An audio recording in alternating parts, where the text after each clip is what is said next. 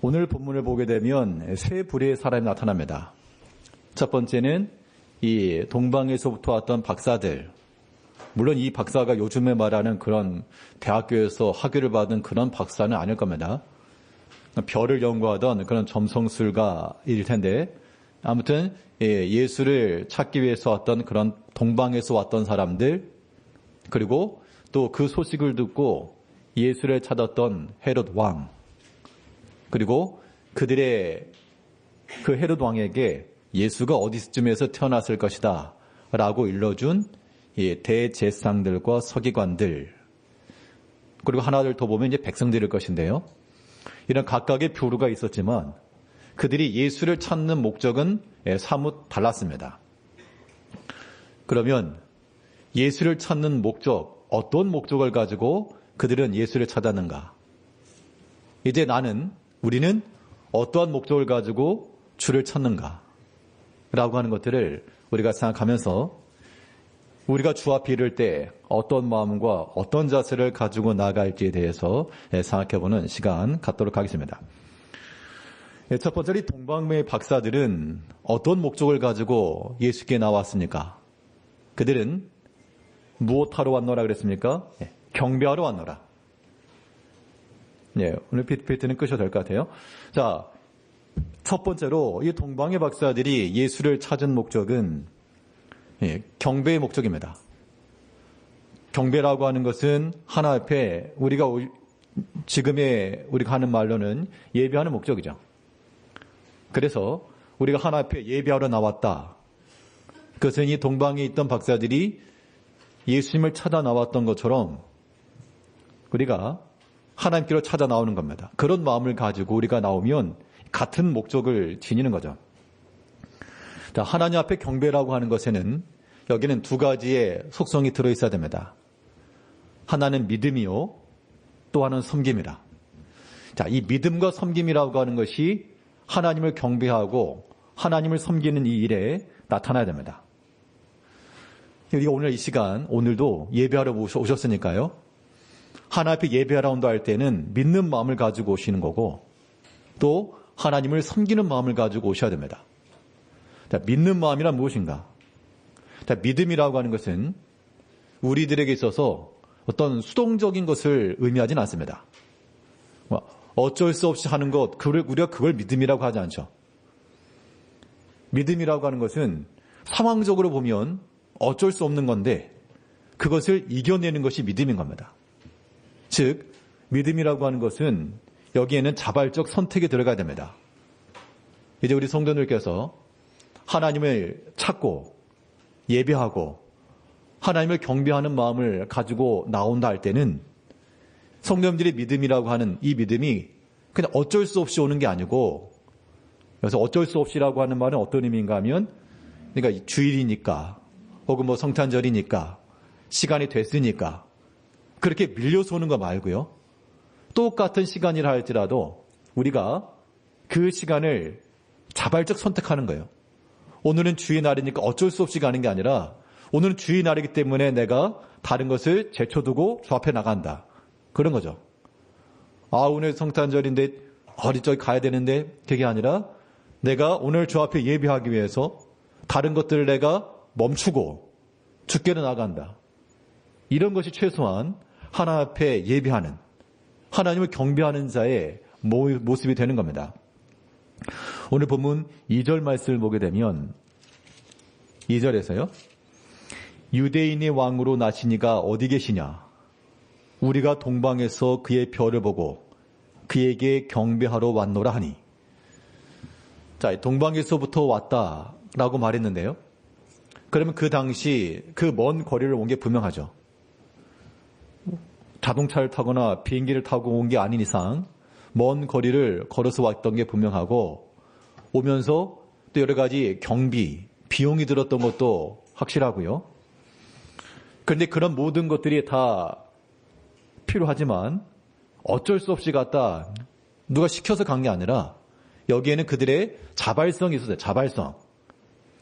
우리가 동방에서 그의 별을 보고 그에게 경배하러 왔다. 당연히 우리 여기 계신 우리 모든 성도님들도 하나님 섬김에 있어서 다 자발성이 있으시죠. 누가 뭐 억지로 가란다고 해서 온 게 아니고 다 자발적 마음을 가지고 오셨겠지만, 그러나 또 한편으로는요, 이 자발성이라고 하는 것도 그냥 아무런 무의식적 자발성이고 우리 마음이 의지가 들어간 자발성이 있는 거, 그건 다른 겁니다. 하나님 앞에 나와 예배 드리는 것도 우리가 참으로 오늘 예배 드리는 날이다, 내 마음을 하나님 앞에 드려야 되겠다, 그런 마음을 가지고 우리가 찾아오는 것, 이것이 무엇보다 중요합니다. 그러니까 하나님께서 기뻐하시는 일은 단지 어떤 무엇을 했다 이게 아니고 우리 마음까지 함께 드리는 거죠. 그러니까 부모가 자녀들을 위해서 헌신도 하고 음식도 만들어주고 하지만 내 부모니까 내가 부모된 도리로 한다, 그런 식으로 챙겨주게 되면 뭐 음식에 먹겠지만 그런 것을 자녀들이 받으면서 엄마 아빠가 날 사랑한다, 그런 걸 느끼기는 어렵겠죠. 여러 성도님들께서도 하나님 앞에 나와서 우리 당연히 예배도 드리고요, 여러 가지 봉사일도 하실 겁니다. 그런데 우리가 어떤 기능적으로 그렇게 외부적 시선으로 뭐 그렇게만 하게 되면 하나님께서 너가 나를 참 사랑하는구나, 그런 걸 하나님께 느끼실까? 이게 별개일 수 있다는 겁니다. 이것은 어떤 신앙 연수가 많다고 해서 자동적으로 확보되는 것도 아니고요, 오랫동안 직분을 맡았다고 해서 저절로 되는 것도 절대 아닙니다. 그 누구라도 우리가 매 순간순간마다 하나님을 향한 그러한 자발적인 마음, 자발적 선택, 이런 게 가야 되는 거예요. 그래서 우리가 주를 섬김에 있어서 제일 안 좋은 건 뭐냐면 억지로 하는 거, 억지로. 물론 억지로 하는 것도 때로는 우리가 성장함을 위해서는 필요하긴 한데, 그것도 이제 애들일 경우에나 그렇지, 다 큰 사람이 억지로 한다는 것은 정말 그거는 세 글자로 말하면 첫 글자는 꼴, 마지막 자는 견. 꼴불견. 어린이 아이들이나 초신자들 같은 경우에야 예배 가자, 봉사하자, 기도하자, 억지로라도 끌어다 놓을 수 있지만, 신앙 연수를 자랑한 우리들이 그런 식으로 어거지로 한다는 거, 하기 싫어 죽겠는데 억지로 끌려가는 거, 이게 어떻게 하나님 앞에 바른 마음이 되겠냐고요. 하나님께서는 우리를 위해서 가장 아끼는 아들을 주셨다지 않습니까? 뭐 성도님들도 분명 자녀들이 있으면 아들, 딸들 다 귀히 여기시죠. 누가 우리 아들, 딸 건들기만 해봐라 아주 그냥 난리 날 거 아닙니까? 그런데 가장 아끼고 가장 좋은 걸 주셨다 그랬는데, 나는 과연 주를 향하여서 무엇을 내어드리는가, 어디까지 드릴 수 있는가, 그 얘기거든요. 작은 것 하나 우리가 드리지 못하는 거예요. 너무나 인색하고, 너무나 계산적이고, 너무나 자기중심적이고, 그런 마음들을 가지고 있으면 이것은 하나님의 마음을 보답하는 게 절대 아닙니다. 특별히 우리가 오늘 성탄의 이 날을 맞이해서요, 하나님께서 우리들에게 아무튼 가장 좋은 걸 아껴 주셨습니다. 내가 누군가에게 무엇인가를 선물한다 할 때도 정말 아끼고 애끼던 거, 나는 안 먹고 나는 안 쓰던 거 좋은 걸 줬단 말이에요. 그럼 그거 어떻게 됩니까? 받은 사람이 아주 소중히 여겨줘야 되잖아요. 근데 그거 받자마자 휙 버려버리면 그것처럼 속상한 일 없을 겁니다. 나를 없인 여겼다, 그렇게 여길 거 아닙니까? 우리가 하나님을 향하여서 우리 주님께서 이 땅에 오신 것에 대해서 우리가 감사치 않고 아무런 감각도 없고, 그런 마음은 하나님께서 우리를 사랑하신 것에 대한 보답이 절대 아닙니다. 어린 아이들이나 아직 신앙 연수가 적거나 초신자들의 경우는 좀 연장할 수 있지만, 그렇지 않고 하나님의 은혜와 사랑을 맛보았고 또 그 은혜 가운데 깊이 들어가셨던 우리 성도들이 그 하나님 앞에서, 우리 주님 앞에서 우리 마음을 온전히 드리지 못한다는 거, 이거는 큰 신뢰가 되는 겁니다. 우리가 다른 사람들로부터 그러한 말 한마디, 그러한 대우를 받으면 너무 불쾌할 거거든요. 우리가 하나님을 향하여서 그런 악행을 하는, 그러한 불효하는 자녀들이 되어서는 안 되겠습니다. 동방의 박사들이 2절 다시 보면, 유대인의 왕으로 나신 이가 어디 계시냐? 우리가 동방에서 그의 별을 보고 그에게 경배하러 왔노라. 이 사람들의 결단 속에는 먼 거리를 마다 않고 또 뭐 개개인의 사사로운 일을 마다 않고 그 가운데는 여러 가지 어려움과 고난을 마다 않고 그래서 여러 차례 말씀드린 거지만 불언천리하고 불고가사하고 불사노고하고 뭐 예전부터 들어왔던 말입니다. 그러한 모든 마음들을 가지고 주께로 나아가는 것 이거 우리 가운데 필요한 겁니다. 예수를 찾는 목적이에요. 우리 성도님께서 주 앞에 나오실 때 믿는 마음을 가지고 나오셔야 돼요. 믿음을 가지고 나오셔야 되는데 그 믿음이라고 하는 것은 내가 하나님을 향하여 주를 향하여 선택하는 것이고 결정하는 겁니다. 누가 억지로 시키는 거 절대 아니에요. 또 어거지로 할 수 있는 것도 아닌 겁니다. 하나님 우리의 마음을 받으실 거기 때문에 이 자리에 참여 우리 모든 성도님들도 이 시간에도요. 우리 마음 가운데 혹여라도 완고한 마음 혹은 닫혀진 마음 그런 마음이 있다 그러면 그거 버리시고요. 하나님 앞에서 하나님 나를 사랑하시는데 내가 하나님을 사랑하지 아니하면 안 해도 되겠다.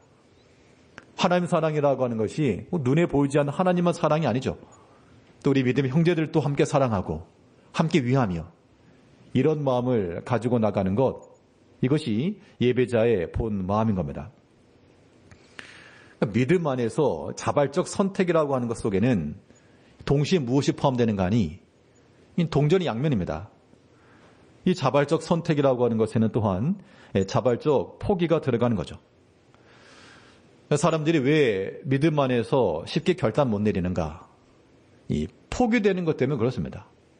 우리 머리는 알아요. 나 믿음 안에 거하고 하나님을 섬기고 이게 뭐 옳다. 그래야 된다. 그래야 되는데 거기까지는 다들 동의하시거든요. 근데 막상 그러려다 보면 나에게서 포기되어야 될 것들이 많기 때문에 그래요. 내 육신의 쾌락, 내 육신의 편함, 혹은 여러 가지 수고, 혹은 물질적인 손해 이런 것들이 계속해서 우리 생각되고 계산되니까 그냥 이거 포기한다는 겁니다. 그것은 우리 하나 앞에서 바른 예배자, 경배자의 모습이 되지 못하는 겁니다. 당연히 예배에 나왔으니까 이 시간은 포기한 거죠. 다시 세상에서는 세상적으로는 내가 지금 나가서 예배 아닌 다른 걸 하면서 더 경제적 유익을 얻을 수 있는데 내가 하나 앞에 나왔다. 그건 포기한 겁니다. 자발적 포기죠. 최소한 예배자의 마음속에는 그런 모습들이 있어야 된다 그 얘기입니다.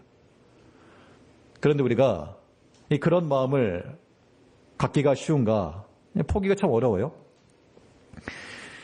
구약에 보게 되면 이제 야곱이 다시 가나안으로 돌아가는 그때 그가 이방 문화에 익숙했고요. 또 여러 가지 우상을 섬겼고요. 그 가정 가운데도 그런 것들이 많았는데 그가 돌아가면서 했던 첫 번째 일이 무엇이었는가 하면 너희의 모든 우상을 다 버리고 의복을 바꾸고 모든 머리를 바꿔라. 모든 걸 다 바뀌고 나무 아래 다 묻어놨죠. 다 땅속에 묻어버려라. 그리고 이제 출발한 겁니다. 포기죠. 그들이 가지고 있었던 것들 그대로 가져가면 자산인데 우리 하나님께로 돌아가려면 이거 버려야 된다. 그거 버리지 않고 하나님께 갈 수 없다. 그래서 그들이 가지고 있었던 금은으로 만들었던 우상들 다 묻어버렸고 그들의 의복을 바꿨고 그들의 머리 스타일을 바꿨고 그렇게 다 포기한 거죠. 사실은. 그런 믿음의 포기가 있었기 때문에 하나님께로 돌아갈 수가 있었다는 겁니다. 또 성경에 보면 뭐라 그랬습니까? 너희가 여호와께로 돌아오려거든 그냥 돌아오는 것이 아니라 악한 자는 그의 길을 버리고 불의한 자는 그의 모든 길을 생각을 버리고 여호와께 돌아와라. 부모들이 자녀를 아끼고 사랑하면 손에 흙이 잔뜩 묻었는데 그 음식 주면서 먹어라 할 사람이 없고 당연히 줄 건데 당연히 너 주려고 만든 건데 가서 손 씻고 와라. 그게 당연한 거 아니겠습니까? 이제 우리가 그 육신의 부모의 마음을 가지고 우리가 자녀들만 잘 살펴도요 하나님의 마음을 알 수 있는 겁니다. 그 마음을 가지고 우리가 믿음 안에서 기쁜 마음으로 주를 선택하시고 언제까지 아이들처럼 그렇게 끌려가듯이 인위적으로 억지로 말고 좀 내가 먼저 선택을 하고요. 내가 먼저 결정을 하시고요.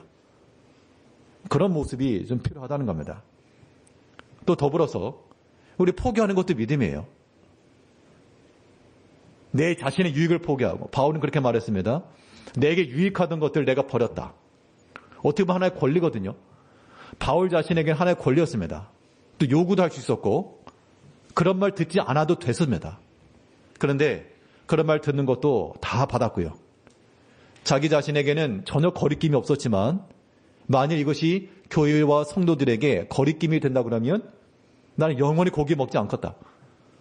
시장에서 사다 먹는 거는 양심의 문제이기 때문에 우상에 드려진 것이 아니라면, 내가 본 게 아니라면 양심껏 먹어도 된다. 근데 어떤 교인 가운데 하나가 이거 우상의 제물인데 왜 먹냐. 그렇게 되면 나는 이것이 양심의 거리낌이 없으나 혹여라도 그런 성도들 가운데 마음에 상함이 있을까요? 고기도 안 먹겠다. 어떻게 보면 그것도 하나의 포기거든요. 자신이 먹는 것이 자신의 권리일 수 있는데 그래도 포기한 것은 이 또한 우리가 믿음 안에서의 바른 모습이 되는 겁니다.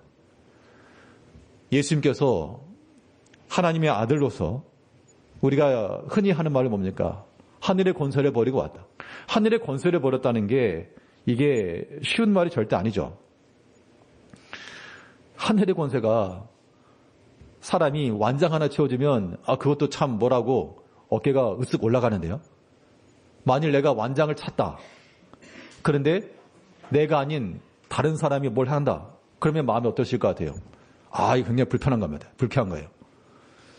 지난번 우리 일본 우리 선교 갔을 때 그때 그 노숙센터에 가서 그때 봉사를 하고 왔는데 처음에 갔는데 이제 밑에 사람들이 줄을 서고 있고 또 위에 올라갔더니 그 센터 공간에 이제 의자를 세팅하는 일이 있었습니다.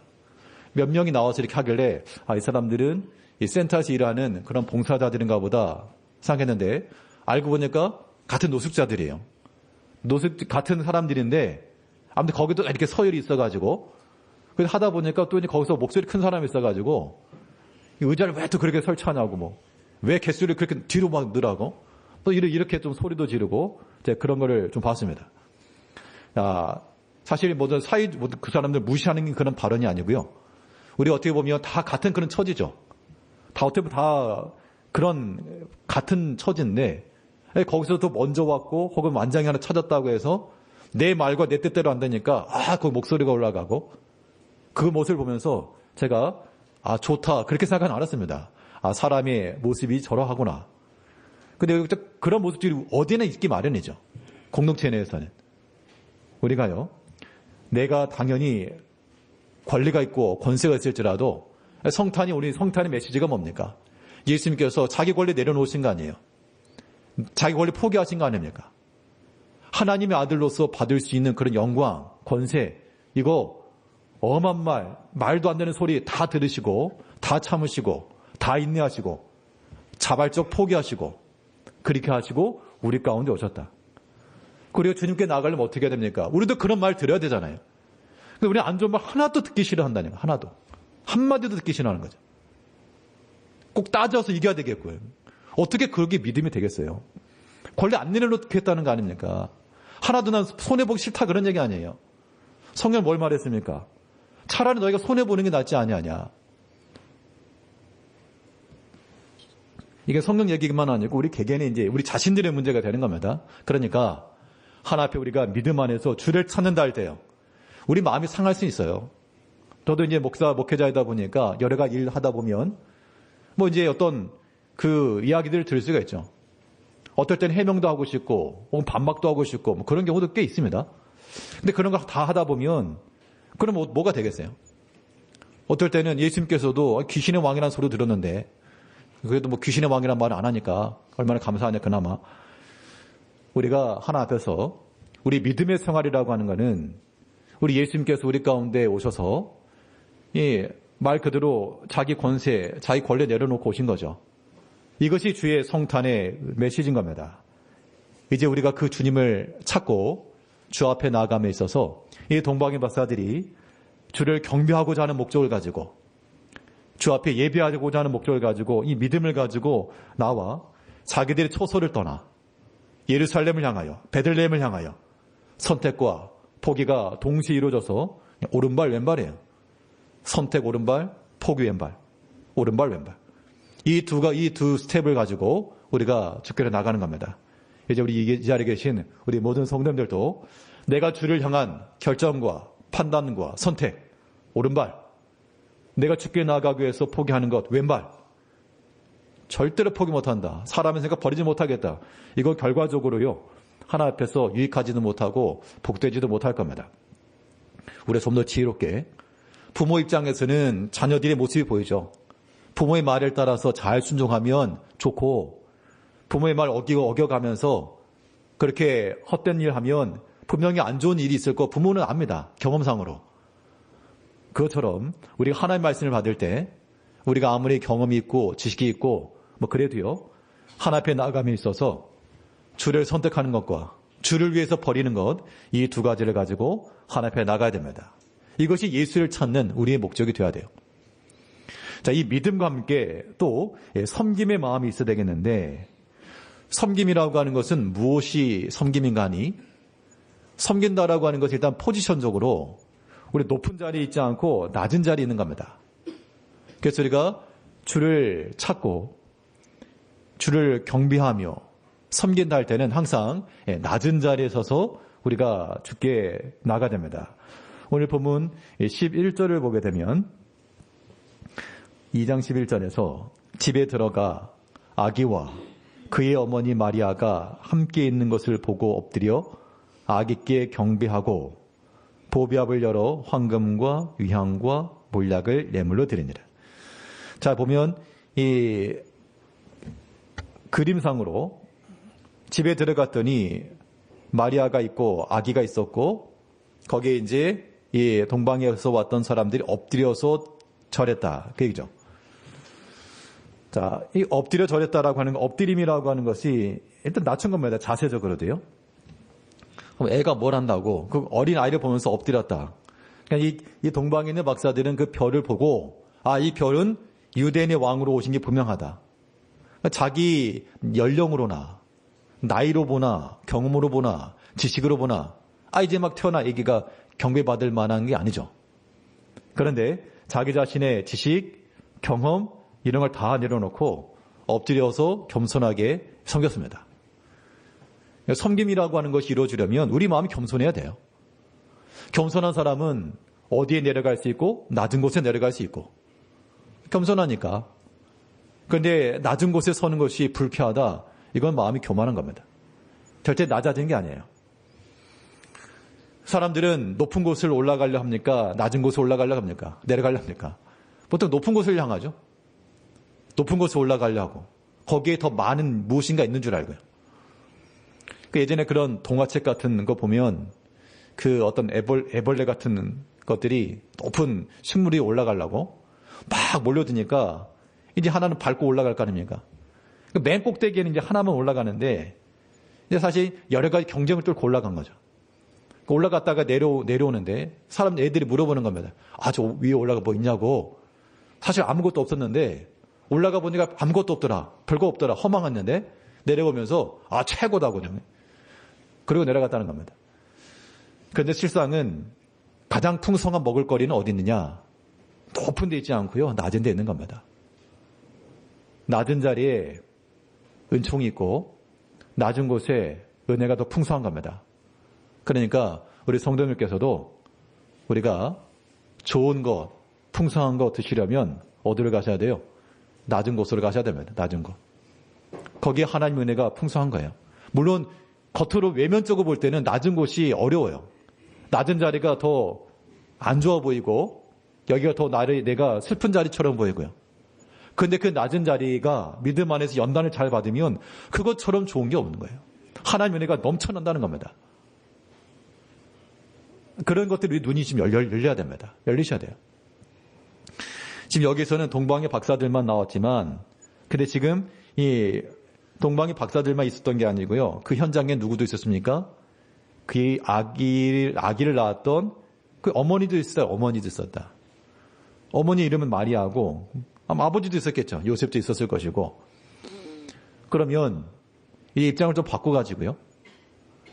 그 부모가 아이를 낳으면 보통 이 아이가 하나면 모르겠지만 한 둘, 셋, 이렇게 되면요. 첫 번째, 두 번째, 세 번째가 좀 다릅니다. 대하는 게 좀 다를 수밖에 없어요. 보통 첫 번째 같은 경우는 첫째니까 보통 어떻죠? 오냐 잘 좋은 걸 입히고 좋은 거 먹이고 아무튼 재고로 좋은 거 사다 입히고 그런 경우가 많죠. 또 애를 키워본 경험이 없으니까 조금만 다쳐도 뭐 어떻게 해야 될지 모르겠고 병원만 들쳐가고. 근데 둘째는 첫째에 대한 경험이 있으니까 뭐 괜찮겠지. 뭐 그렇게 될 수 있고요. 그런데 이 아이를 낳았는데 그 아기를 놀 자리가 없다는 겁니다. 그래서 지금 마구간에 낳았다는 얘기잖아요.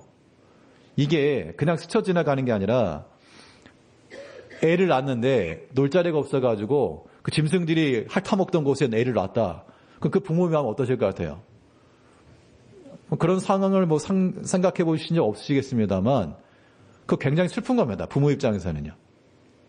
입장은 달라요. 물론 마리아 같은 경우는 직접 출산했으니까 몸도 풀어야 되겠고 육체적으로도 고생인데 옆에 있는 남편은요. 이건 더 미치는 겁니다. 이거는 물론 아이 출산한 것도 큰 고통인데 뭘 마련해주지 못하는 옆에 있는 그 남정네는 할 수 있는 게 아무것도 없으니까 정말 그거는 눈 뜨고 못 볼 일이에요. 뒤돌아서 흘리는 눈물 그런 게 있어요. 그런데 이 예수님의 모친이었던 마리아와 또 요셉도 그 현장 가운데서 결국 겸손한 거죠. 사실은 그들이. 천사가 나타나가지고 처녀의 몸에 잉태하여 아들을 낳을 거라.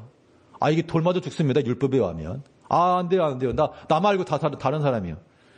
충분히 그럴 수 있는데 그가 겸손히 믿었죠. 그랬을 때 뭐라 했습니까? 믿는 여자에게 복이 있도다. 그렇게 얘기했던 것이고요. 요셉도 마찬가지로 정혼한 사람이 아이를 가졌으니 어떻게 할까? 어떻게 확 끝내? 그런 걸로 고민하고 있을 때 성령께서 꿈에 나타나 현몽해 주었을 때 다른 사람이 얼마나 많은 비난했겠어요. 얼마나 많은 손가락질 했겠으며 우리가 우리 개인 가정사에 어떤 일이 있으면 혹여나 그게 알까 쉬쉬하는 게 보통 사람들이죠. 그런데 그런 것들이 다 드러났으니 물론 본인의 어떤 도덕적 윤리적 문제가 아니었으니까 성령께서 하신 일이니까 양심적으로는 거리낌이 없었겠으나 사람들의 그런 비난의 소리가 얼마나 많았겠습니까? 있었겠죠. 그러나 그런 것들을 다 감당하고 그게 이제 겸손의 모습인 겁니다. 우리가요 하나님 앞에 나아감에 있어서 이 섬김이라고 하는 것은 여러 가지 섬기는 자리로 들어가는 겁니다. 낮은 자리에 낮은 자리에 서게 되면 여러 가지 낮은 일을 해도 아무렇지도 않아요. 내가 마음이 높잖아요. 저 자리가 내가 갈 자리가 아니라고 생각하잖아요. 굉장히 불쾌한 겁니다. 그런 마음을 가지시면 안 돼요. 성탄의 메시지가 뭡니까? 예수님께서 마을 구육간에 오신 거, 구육간에. 짐승이 핥아먹던 그 자리. 소독이 됐습니까? 아이들 키울 때 혹여나 세균 묻을까봐 물에 끓이고 자시고 세균하고 멸균하고 그런 거 먹이잖아요. 그러니까 어디 있어요? 지금 옆에 소가 있는지 말이 있는지 핥아먹던 건 거기다가 분뇨들이 있을 것이고 우리가 하나님 앞에서 주를 섬김에 있어서 낮은 자리까지 가야 되겠습니다. 예수님께서도 낮은 자리에 오셨잖아요. 저도 마찬가지고 이 자리에 계신 우리 모든 성도님들도 주를 찾는 목적 자체가 우리가 높이 섬김받으려 함이 아니죠. 섬기려 하고 예수님께서 이 땅에 오신 것은 많은 사람들을 섬기려 하고 마지막에는 자기 자신을 대속물로 주려 합니다. 이 섬김이라고 하는 것은 낮은 자리에 서는 겁니다. 낮은 자리에 서도 마음이 불쾌하지 않을 정도로 그러니까 어떤 일이 있어도요 우리 마음에 상함이 있거나 분노가 일어나시면 안 됩니다. 당장 그럴 수 있지만 진정이 되셔야 돼요. 당장 내 마음속에 분노도 일어나고 격동도 일어나더라도 이게 금방 진정돼야 됩니다. 그래야지 우리가 하나님 섬기는 자라 말할 수 있죠. 안 그러면 계속해서 사람의 마음이 계속 거기서 올라오고 인간적 생각이 계속해서 높아지고 내가 하나님 아들인데 어떻게 마구간이냐 그런 마음을 가지면 어떻게 하겠어요? 최소한 5성급 호텔은 돼야지. 그런 마음은 합당치 않은 겁니다. 우리가 참으로 주 앞에 주를 찾는 백성으로서 이 예배의 경배의 마음을 주를 찾는다 그러면 항상 낮은 자리에 서셔야 됩니다. 낮은 자리는 종의 자리에 종의 자리. 주인이 부르면 예. 주인이 어떤 명을 하면 예. 수고하는 겁니다. 고생하는 거예요. 모든 겸손과 모든 눈물과 모든 시험을 참는 것과 이 모든 것이 우리가 주 앞에 이르는 길이다. 생각을 하셔야 됩니다. 또 섬김에 있어서 빠지지 말아야 될 것이 무엇인가 하니 그냥 낮은 자리에서 가지고 가만히 있는 건 아니죠. 낮은 자리에서 섬김이라고 하는 것은 또 주를 향하여서 힘써 드리는 것도 포함되는 겁니다. 오늘 본문 11절 다시 보면 집에 들어가 아기와 그의 어머니 마리아가 함께 있는 것을 보고 엎드려 아기께 경배하고 보배합을 열어 황금과 유향과 몰약을 예물로 드리니라. 자, 보배합을 열었다. 자, 열었다라고 하는 것은 이제 주께 드리겠다 그 얘기입니다. 우리의 보배합은 무엇인가? 우리 집에 황금이 있거나 위향이 있거나 뭐 뭔지도 모를 몰약이 있거나 뭐 그런 건 아니겠습니다만 우리 마음을 열어 우리의 정성을 들이시고요. 우리의 또 시간을 좀 들이시고요. 우리 인색하십니까? 시간 들이는 것에 대해서. 뭐 물질도 아니고 시간인데 이 현대 오늘날 이 시대가 하나 앞에 드려지는 것에 대해서 참 인색한 마음을 가지면 안 되겠습니다. 우리가 사랑하는 그런 사람들과 함께 한다는 것은 뭘 꼭 돈을 써서가 아니라 함께하는 그 시간 자체가 의미 있고 또 소중하잖아요. 우리 하나님을 사랑하노라라고 말하면서 시간이 없어요. 그냥 바쁘대. 안 만납니다. 이거 무슨 기러기 신앙인도 아니고 하나님께서 우리 항상 함께 하길 기뻐하시는데 우리가 그렇지 않는다? 이거는 바른 모습은 절대 아닌 겁니다. 우리 반드시 보배합을 열어서 꺼내려고 연 겁니다. 닫은 상태 두지 않고 여러분들도 여십시오. 열어야 됩니다. 좀 시간에 지갑을 좀 여셔가지고 시간 좀 들이시라고요. 없습니다. 시간 없습니다. 그거는 이제 약간 거짓이 될 수 있고요. 하나님께서 우리의 기뻐하시는 것은 꼭 내가 시간이 여유가 있고 남아서만 아닌 겁니다. 하나 앞에 드리고자 하는 마음이 있을 때 곰곰이 생각해 보면 언제 주 앞에 참 가까이 나가는가 하니 뭐 시간 여유가 많고 그럴 때보다도 시간이 없는데 여러 가지 스케줄이 많은데 그 중간중간 내가 하나 앞에 나아가기 위해서 그 틈을 찾고 그 짧은 시간 그 시간을 내가 주 앞에 드려주고 이런 것들이 우리로 하여금 굉장히 큰 은혜를 받는 계기가 되는 겁니다. 아무튼 이 보배합을 열어서 이 박사들은 황금 꺼냈는데 황금 둘째치고요. 일단 시간 좀 꺼내. 시간 좀. 무엇이 특별한 겁니까 도대체? 우리가 오늘 성탄을 맞이해서 무엇이 특별한 겁니까? 하나님이 우리가 주 앞에 섬김에 있어서 우리 광고 중에 특별 새벽 기도도 이렇게 해놨는데 솔직히 뭐가 특별하다는 건 뭐가 특별한 거예요? 예전에 어떤 성도님이 그랬답니다. 목사님께. 목사님 특별 새벽 기도 그럼 뭐하러 해요? 어차피 나올 사람만 나오고 사람들도 안 나오는데. 그랬더니 목사님 하는 말이 그 일반 새벽 말고 특별자가 붙은 거는 당신 나오라고 특별 붙인 거다. 너만 나오면 특별한다. 그런 말을 했다는 건데 이게 사실입니다. 우리가 하나 앞에 나옴에 있어서요. 그러니까 그런 마음 자체가 중요한 겁니다. 물론 이런 말씀을 들어도 난 안 해. 그런 완고한 마음을 가질 수도 있는데요. 근데 그런 마음 자체는 하나님께서 기뻐하지 않으시는 게 분명하고 사람의 행위가 또 이렇게 돌아가잖아요. 사람이 뿌린 대로 거둔다 그랬으니까 우리가 하나님 앞에서 그런 완고한 마음, 인색한 마음을 가지면 하나님께서 우리를 향해서 인색하시다고요. 반대로 우리 마음을 다하여서 우리 마음을 열어서 보배합을 열어서 꺼내드린 것처럼 우리 마음을 열어서 주 앞에 드려지는 그 모든 시간이며 물질이며 우리 정성이며 우리 모든 충성됨이며 사랑이며 그런 걸 하나님께서 기뻐하시고 내가 너에게 더 쏟아부어주마. 다른 사람에게는 아니라 너에게 더 내가 부어주마. 기다려라. 좀 기다려라. 하나님의 그 사랑과 그 마음을 우리가 좀 느껴야 되겠습니다. 우리가 주님 앞에 드려지는 것을 주 앞에 드려주고 주의 일에 쓰임받는 것 이외에 무엇이 우리에게 의미가 있겠습니까? 세상의 거 우리가 다 쌓아진다 그래도요. 결과적으로 주 앞에 드려진 것 외에는 하나님 나라에서는 카운팅 되는 게 없습니다. 이제 우리가 이 땅에서 부지런히 살고 엿새 동안 힘써 일하시는 것은 안식하기 위해서 주 앞에 이르기 위해서 엿새 동안 힘써 일하는 겁니다. 단지 이 날이 쉬는 날 아니고요. 그냥 엿새 힘써 일했으니까 오늘 좀 쉬자. 그런 마인드 말고 내가 엿새 동안 힘써 행한 것은 주 앞에 나와 안식하기 합니다. 내 마음을 열어서 이 동방의 박사들이 그 예수께 나와서 그 보배압을 열어서 거기서 꺼내서 물론 준비된 걸 드린 거죠. 이제 우리 모든 성도님들도 우리의 마음을 열어서 우리 마음속에 들어있는 좋은 것들, 가장 귀한 것들, 내가 소중히 여기는 것들, 그런 것들을 주께 드리기를 뭐 하지 마시고 인색해하지 마시고 넘치도록 드리십시오.